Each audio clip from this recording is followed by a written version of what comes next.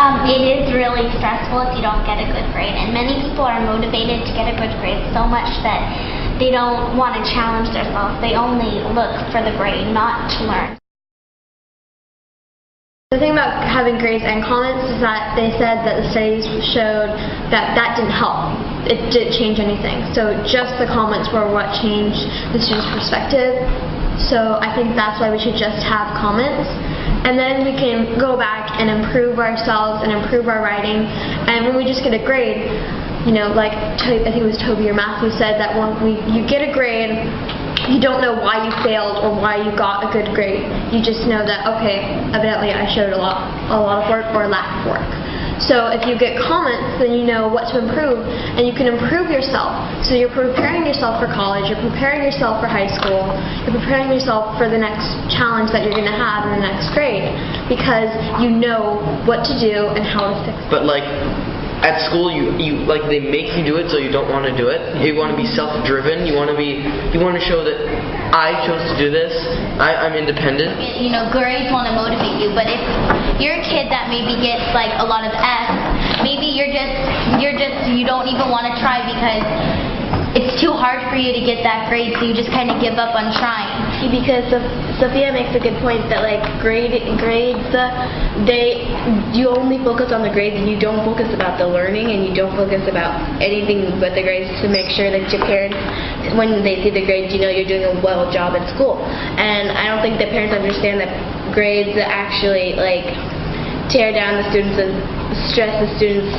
People are focusing on grades and not like learning, because school is about learning, it's not about grades. Internships called LTIs that they arrange based on their passions. Mentors show them the ropes in the workplace.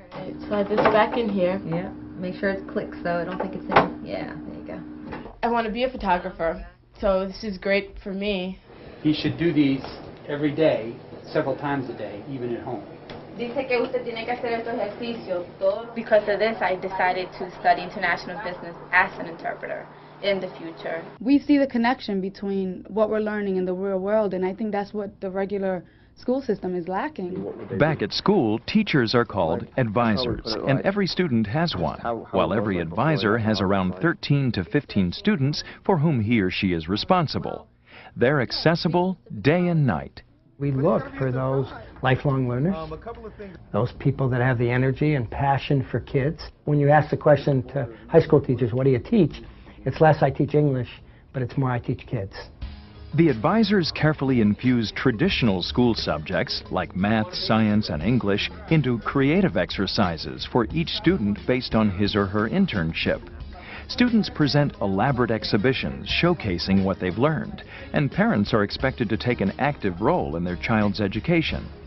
Empirical and quantitative reasoning, communication, social reasoning, and personal qualities are established learning goals that the Met has set for all students to reach individually. Our mantra is one kid at a time. Every kid is respected for who they are and is pushed from where they are and has their own curriculum. Parents credit Doc and his talented staff with making a difference in their children's lives. This is his spirit, this is his soul. You can see with the hats that Dennis Littke wears that he's a counterconformist, and that he's a little bit different, and that he's willing to accept people's differences. Doc does wear many hats, literally and figuratively. He's also working on changing one leader at a time through a principal residency network initiative to develop the next generation of school leaders.